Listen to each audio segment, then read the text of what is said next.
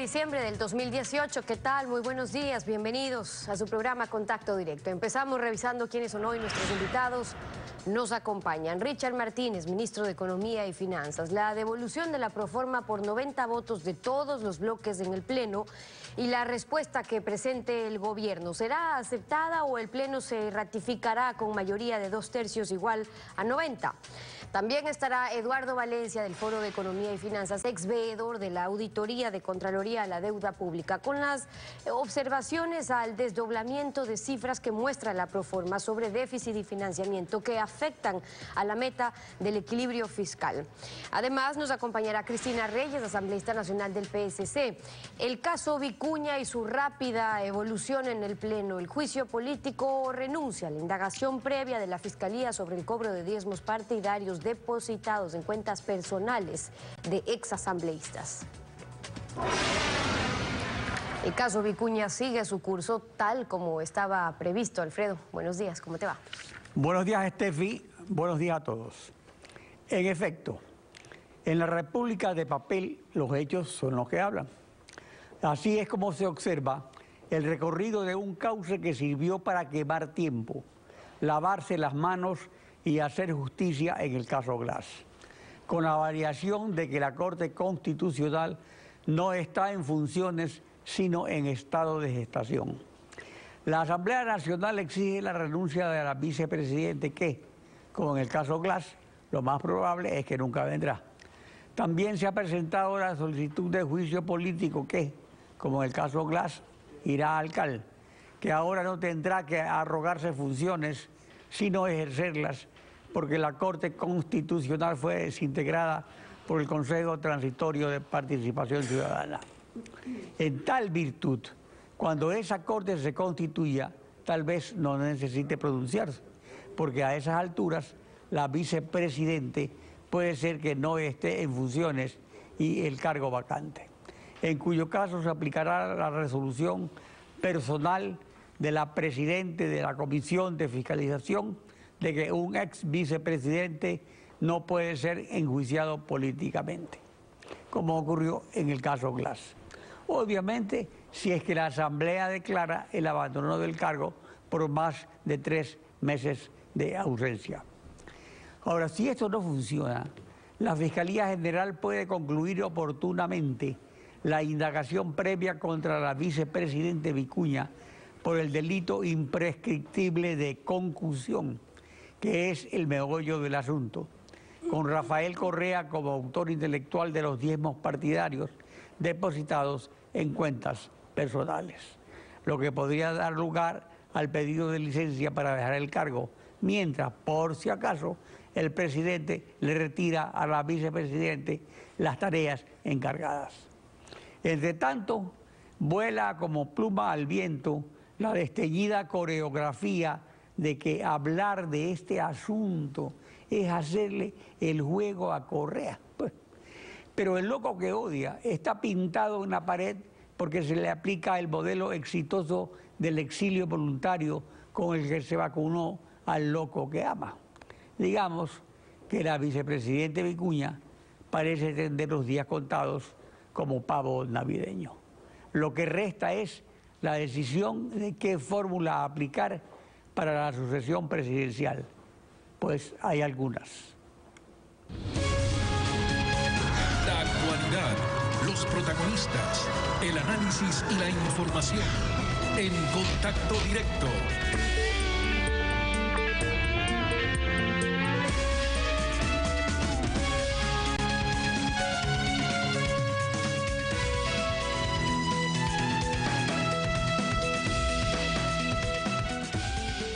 El inciso segundo del artículo 295 de la Constitución establece que, en caso de observación a la proforma por parte de la Asamblea Nacional, la función ejecutiva en el plazo de 10 días podrá aceptar dicha observación y enviar una nueva propuesta a la Asamblea Nacional o ratificarse en su propuesta original. La Asamblea Nacional, en los 10 días siguientes, podrá ratificar sus observaciones en un solo debate con el voto de 2/3 de sus integrantes, o sea, 90 votos actualmente, De lo contrario, entrarán en vigencia la programación o proforma enviadas en segunda instancia por la función ejecutiva. Richard Martínez, ministro de Economía y Finanzas.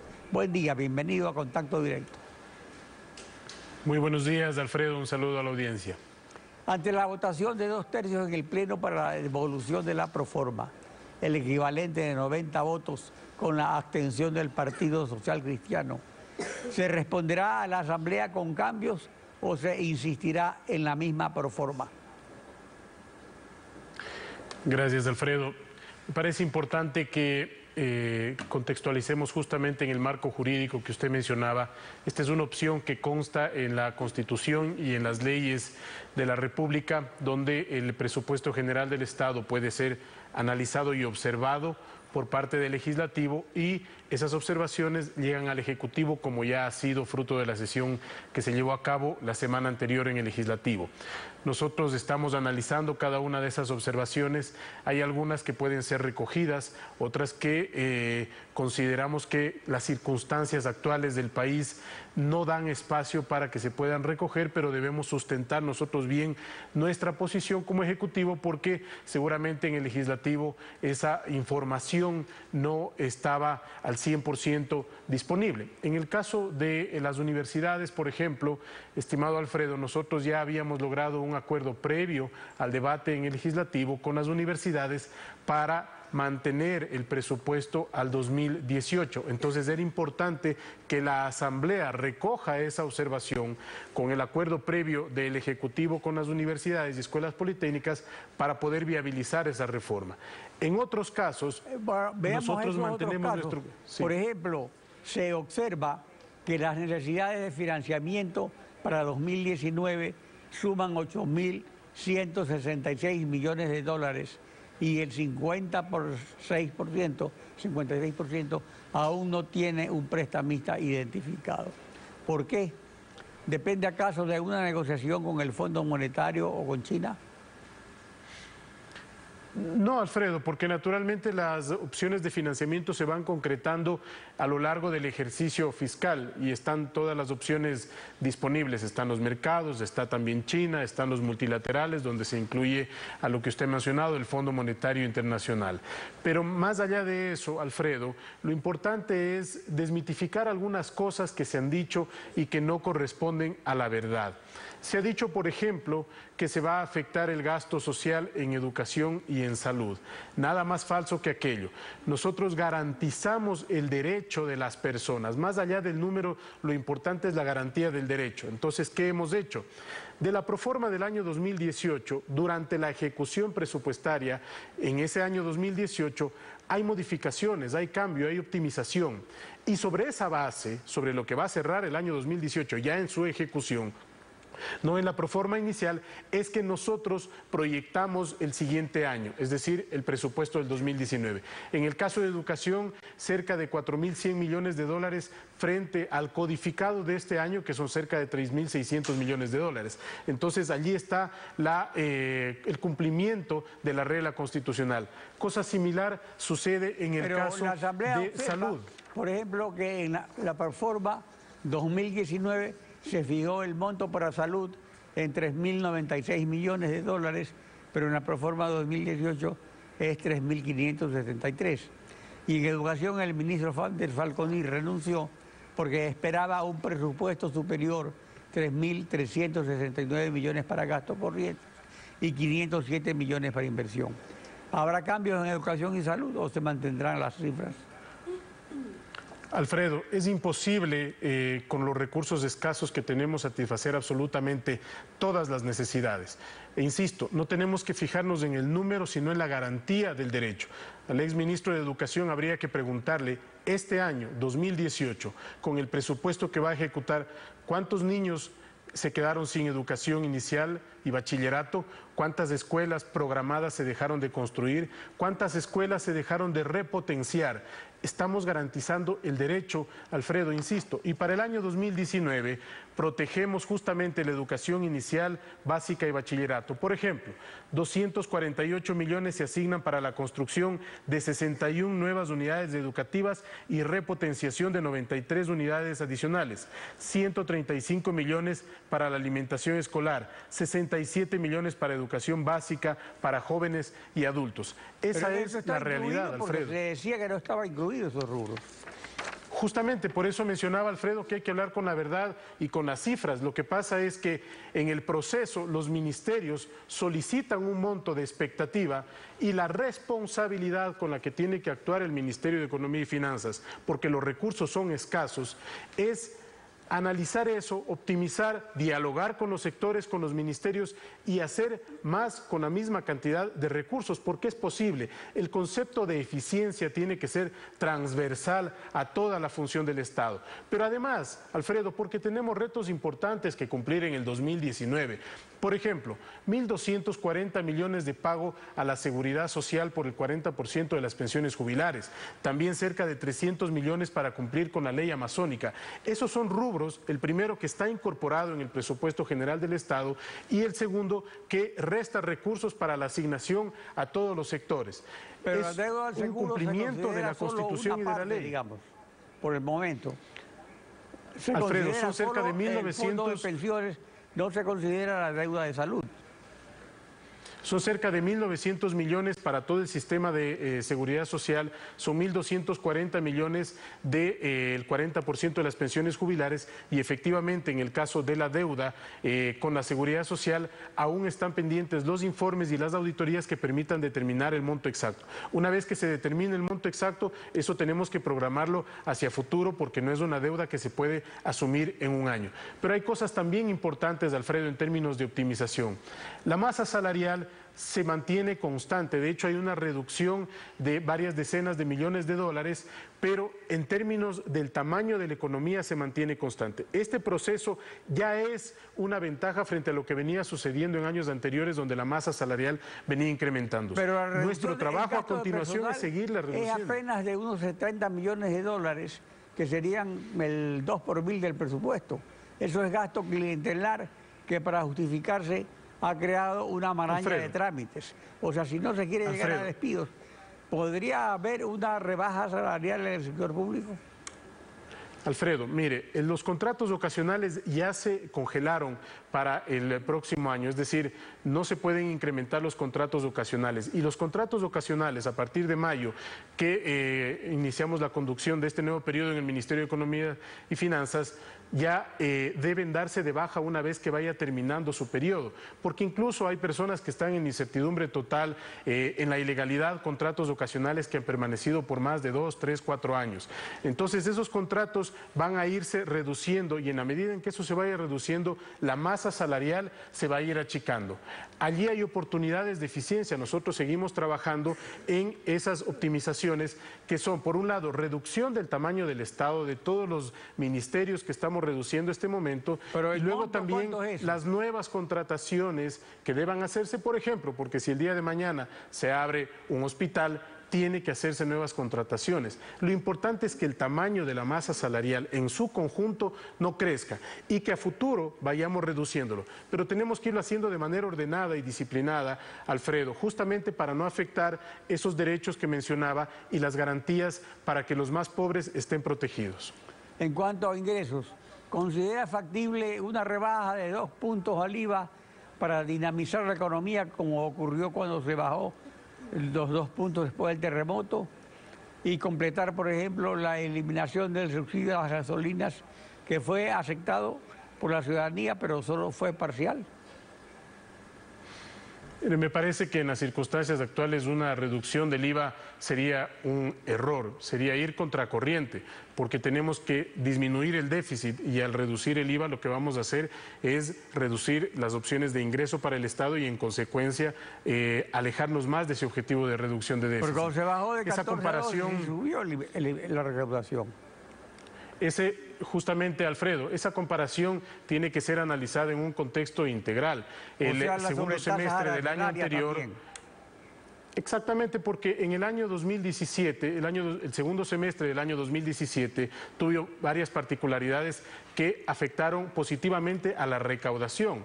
Primero, se reactivaron los créditos. Segundo, también hubo un mayor incremento de las importaciones fruto de la reducción de las sobretasas arancelarias y en general la economía tenía una represión que vino a dinamizarse en ese segundo semestre y eso hizo que se incremente la recaudación tributaria. Hacia futuro, Alfredo, tenemos que mantener la expectativa de que la proforma presupuestaria finalmente tiene que ser observada en un contexto en el que se están tomando las decisiones para un cambio de modelo de desarrollo, un modelo de desarrollo con más actividad productiva y con más inversión privada, un modelo de desarrollo que acompañe al ciudadano. Y allí hay buenas noticias. Por ejemplo, la remisión tributaria que tan criticada fue, ya lleva más de 200 millones de dólares de recaudación, beneficiando a más de 250.000 ciudadanos, Alfredo, a más de 250.000 ecuatorianos. Se decía que esto solamente estaba creado para las grandes empresas, son 250.000 ecuatorianos que se han beneficiado por menos de $1.000. ¿O se ratificará la misma proforma? Vamos nosotros, Alfredo, a analizar cada uno de los puntos. Por lo pronto ya hay una decisión previo, el acuerdo al que llegamos con las universidades. Eso tenemos que reajustarlo en la proforma para enviar esa modificación hecha al legislativo. En los otros casos tenemos los sustentos de cómo sí hemos cumplido con los sectores y estamos analizando este momento rubro por rubro en cuáles de ellas podemos también acoger. Creemos que varias de las otras observaciones también se pueden acoger, lo cual implicará una recomposición del presupuesto para volverlo a introducir a la Asamblea. Ya en manos de la Asamblea quedará, por supuesto, el hecho de aprobar o ratificarse en su criterio. Richard Martínez, ministro de Economía y Finanzas, gracias por acompañarnos en Contacto Directo. Muchas gracias, Alfredo. Son las 7 de la mañana con 17 minutos. Vamos a una pausa y cuando regresemos estará Eduardo Valencia, miembro del Foro de Economía y Finanzas. Vamos a hablar sobre la devolución de la proforma al Ejecutivo con estas 17 observaciones que no alteran el monto global. En pocos minutos estamos de vuelta. No se vaya.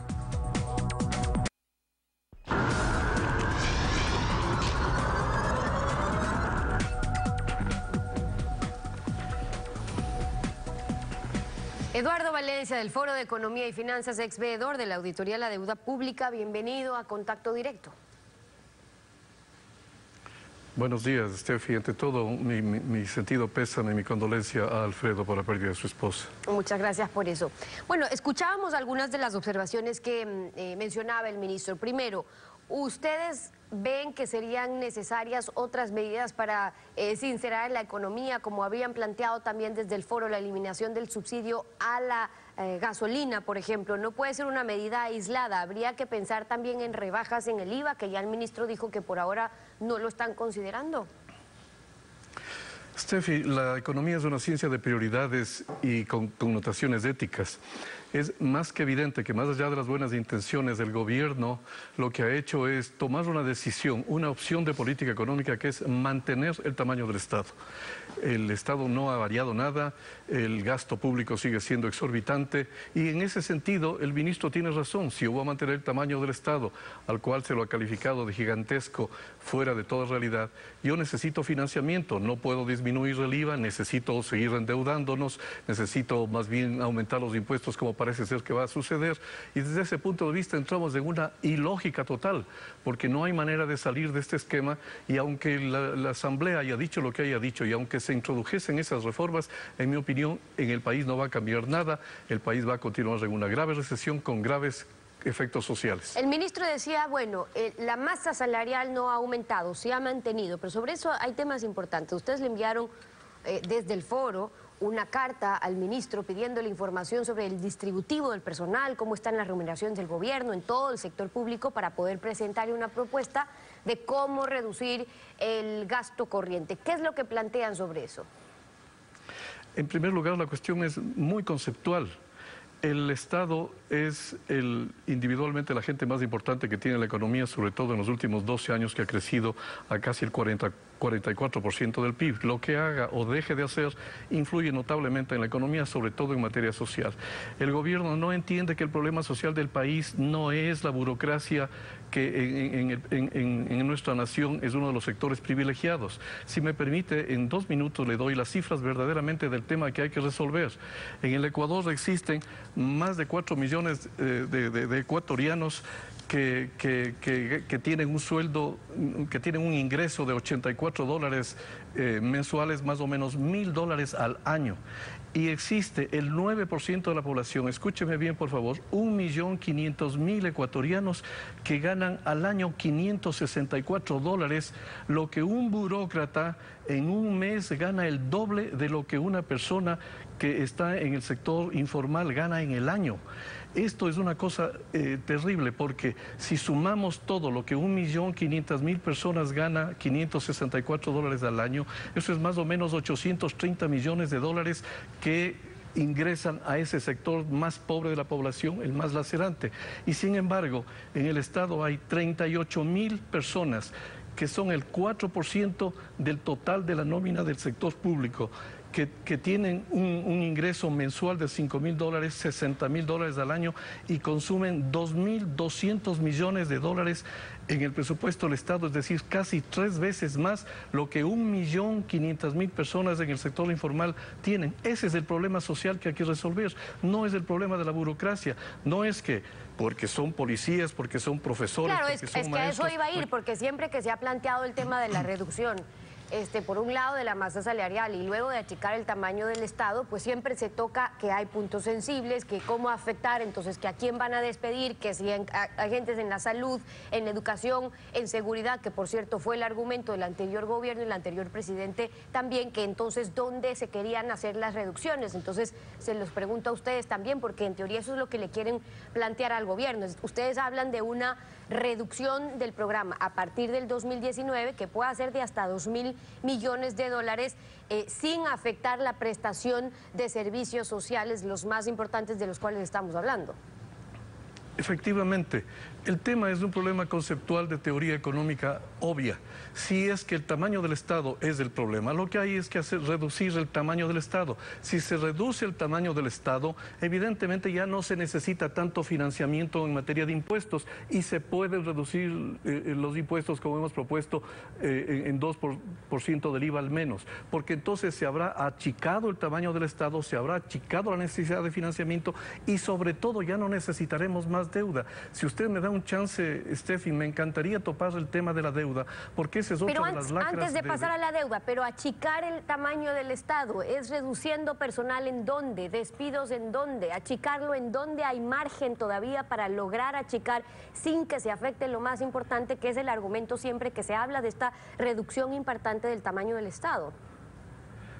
Más allá de lo que va a publicar el Foro de Economía y Finanzas en esta semana, en donde vamos a proponer varias maneras de reducir, yo vengo diciendo desde hace mucho tiempo y nunca nadie me ha desvirtuado de que lo que acabo de mencionar hace un rato, 38.000 burócratas ganan $60.000 al año, y eso es el 4% de los 809.000 funcionarios públicos que existen.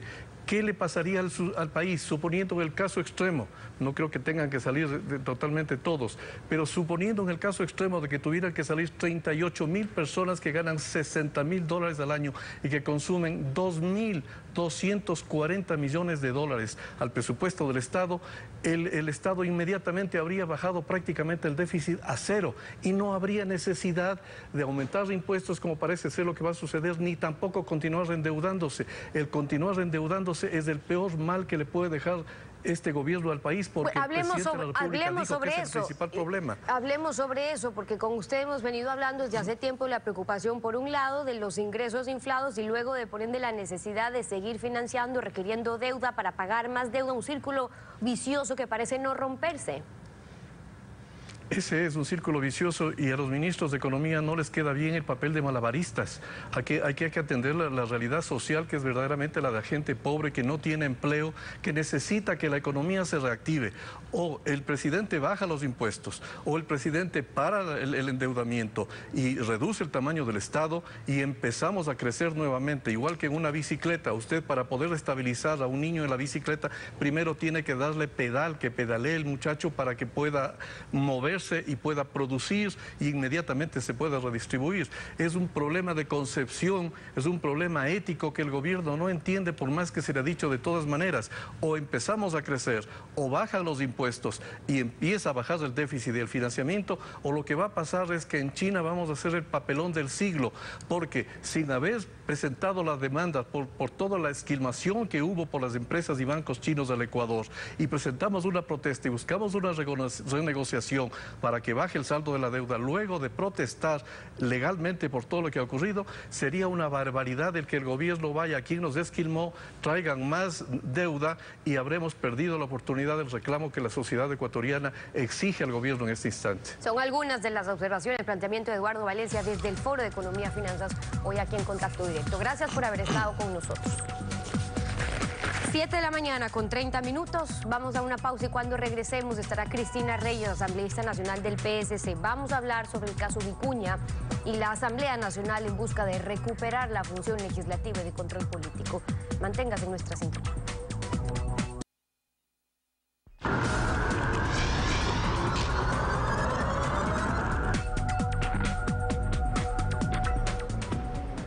Cristina Reyes, asambleísta nacional por el PSC. Buen día, bienvenida a Contacto Directo. Doctor, buenos días a todos los ciudadanos que nos acompañan. Buenos días también. Renuncia o juicio político es la disyuntiva que presenta la Asamblea a María Alejandra Vicuña, vicepresidente de la República, elegida por la Asamblea. Jorge Glass fue elegido por el pueblo, no renunció ni fue enjuiciado políticamente. ¿Sucederá lo mismo con Vicuña? Ante lo contundente de las denuncias, y aquí no caben más excusas, la señora Vicuña tiene que renunciar. Una vicepresidente que entró por la ventana, hoy va a salir por la puerta trasera por un comportamiento ilegal y antiético a todas luces. El Parlamento Nacional, con 77 votos, más de los que la eligieron como vicepresidente, le estamos solicitando formalmente la renuncia. Pero yo me pregunto qué espera el señor presidente Lenín Moreno, que todos estos escándalos de corrupción le están salpicando a él y a su gobierno, en solicitarle la renuncia a una persona que, como hemos dicho, ha tenido un comportamiento antiético. No obstante, que la Asamblea Nacional, doctor, debe continuar adelante con el juicio político y también desde la parte penal debe continuar. Creo que hoy se rinde versión en torno a este caso de los colaboradores que la están acusando. Bueno, Lenín Moreno a Jorge Glass le retiró los encargos que le había dado como vicepresidente. Sí, no es solamente esperar, que es obvio que la vicepresidente no debería dedicarse a nada más, pero esto es un tema además de confianza, de ejemplaridad pública. Los funcionarios públicos deben mantener un buen ejemplo, deben tener credenciales éticas, académicas, profesionales. No solo que yo me opuse a la nominación y a la elección de la señora Vicuña por su pasado y sus ideas chavistas, correístas, sinónimo de corrupción y de cinismo, sino de que realmente ¿qué ha hecho durante todo este tiempo? Analicemos los sectores en los que estaba involucrada, el seguro social, el tema de la reconstrucción de Manabí, con serios cuestionamientos. Y hoy salpica un nuevo tema de corrupción que, se lo digo, hay tantas prioridades en el país como para continuar desgastándonos hablando de estos temas de corrupción, aunque sí hay que señalarlos y cuestionarlos y llevarlos a la impunidad. Pero no es desgaste hablar de corrupción, lo importante es extirparla, que es lo que no se ha hecho. Porque el problema de fondo sería el delito de concusión, que es imprescriptible, cometido cuando era asambleísta, periodo 2013-2017, cobrar diezmo a sus asesores en la Asamblea. Ahora, de acuerdo al juramento de lealtad de Alianza País, hecho el 10 de noviembre del 2012 en el estadio de Laucas, a lanzar las candidaturas asambleístas, pero había requisitos que cumplir según el Código de la Democracia, artículo 359, que sea un partido reconocido por el CNE, que se deposite en las cuentas del partido y no en cuentas personales. Y solo los asambleístas, no los asesores. Esta es la falta que según la Asamblea no la hace digna del cargo de vicepresidenta.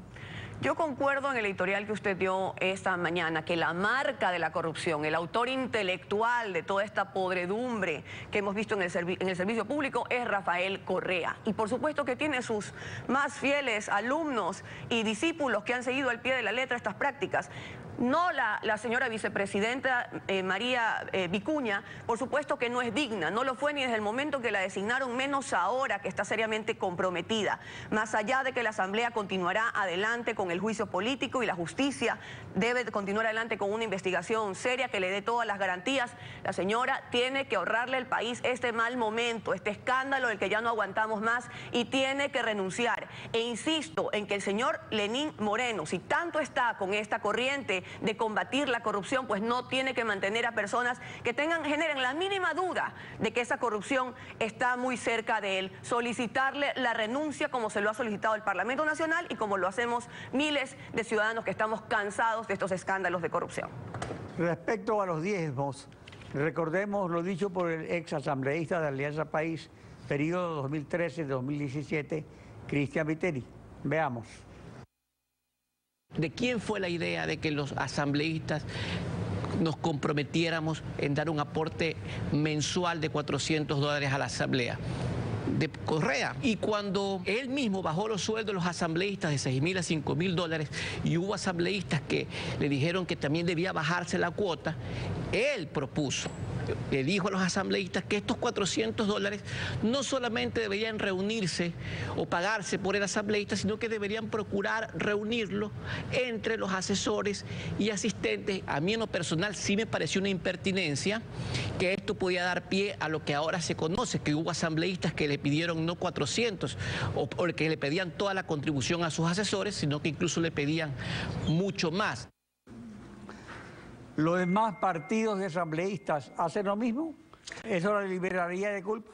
No, a ver, doctor, yo sí quiero ser muy enfática que lastimosamente la imagen institucional se ha empañado por casos aislados que han tenido que ser reconocidos y llevados por los canales institucionales correspondientes para que sean sancionados, porque nadie quiere la impunidad en este país. Pero seamos claros, tal como Correa instauró este tema de los diezmos y de la participación, obligar a los funcionarios públicos a ir a marchas para apoyarles, también estoy segura que en otras instituciones del país, en otras instituciones públicas, esta práctica era cotidiana. Elevaron la sinvergüencería a política de Estado y esto tiene que ser seriamente investigado, no solo en la Asamblea Nacional para sacar a esas manzanas podridas, pero en el PSC, sino por también... ejemplo, no hay contribuciones de los asambleístas para el partido. No, doctor, no, de ninguna manera esta clase de prácticas correístas se puede señalar o elevar a sospecha a otros partidos políticos menos el mío. Hemos sido los más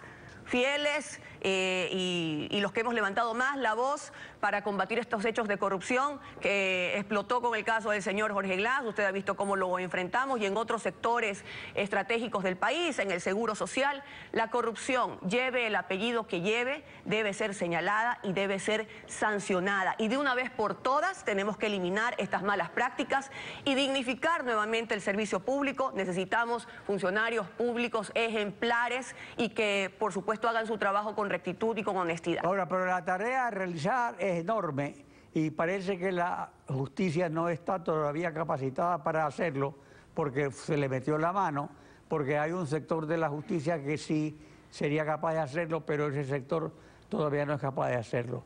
Tanto Lenín Moreno como Guillermo Lasso en la campaña electoral ofrecieron la cooperación de las Naciones Unidas de una comisión internacional precisamente para apoyar a la justicia, a recuperar lo robado, a sancionar a los culpables. Una comisión internacional compuesta por fiscales internacionales con experiencia necesaria para que apoyen a la justicia ecuatoriana. ¿Estaría usted de acuerdo con eso? Doctor, en ese mismo espacio, un día después de que tomara posesión el presidente de la República, yo le mostré a usted y al país una carta con el convenio que firmó las Naciones Unidas con Guatemala, un convenio que podría ser muy parecido que el que el Ecuador debería firmar, porque claro que la podredumbre ha sido de tal magnitud, la corrupción es de tal magnitud en este país, que a lo mejor las instituciones, mientras se recomponen en este proceso de transición, no podemos esperar a que sigan los pillos yéndose por los techos, como el señor Chapo Alvarado, Fernando Alvarado. Necesitamos que el Ecuador, señor presidente, esto depende de usted y fue una promesa de su campaña, que traiga, que firme un convenio con Naciones Unidas para un convenio interinstitucional para que personas con capacidad técnica, expertos en materia de corrupción, de investigación, puedan hacer los análisis necesarios para determinar qué otras instituciones, qué otros contratos, qué otros sectores están llenos de corrupción e identificar a esas personas para que puedan rendirle cuentas a la justicia. Por supuesto que estoy de acuerdo, yo le presenté ese convenio al presidente y espero que ahora él cumpla con su promesa, como hoy, de separar a la señora María Vicuña de la vicepresidencia de la República, solicitándole formalmente la renuncia. En efecto, el convenio con Guatemala es un ejemplo, porque ponen ahora de ejemplo a otro con Honduras, que es con la OEA, y que no ha funcionado. Debemos ir entonces hacia cumplir lo que se ofreció. Sí, el convenio de Guatemala es un convenio que, bueno, tiene hoy a un expresidente en la cárcel, Otto Pérez Molina, la vicepresidenta, se analizaron distintos, y es un proceso que viene de 7 u 8 años, que ha tomado tiempo, y sobre todo en nuestro país, donde el correísmo secuestró las instituciones, donde el correísmo secuestró a las autoridades de control. Por alguna razón tenemos un contralor prófugo, un vicepresidente en la cárcel, y muchas autoridades o exautoridades que están por los techos y no quieren rendir con sus responsabilidades. Insisto, luego de este proceso de transición y de depuración institucional a la que estamos obligados a ir todos los ciudadanos y sobre todo en las instituciones públicas, debería haber algo más. Y yo considero que sí, Naciones Unidas puede dar ese apoyo técnico e institucional para combatir la corrupción, como he dicho, sin cuartel y sin permitir que unos pocos que hicieron tanto daño al país salgan impunes de esta cruzada nacional. Muchas gracias por su participación en Contacto Directo. Estefi. Concluimos así esta emisión y como siempre agradeciéndoles a ustedes su confianza y sintonía. Nos volvemos a encontrar mañana, Alfredo. Mañana continuamos rayándoles información en Contacto Directo. Buenos días.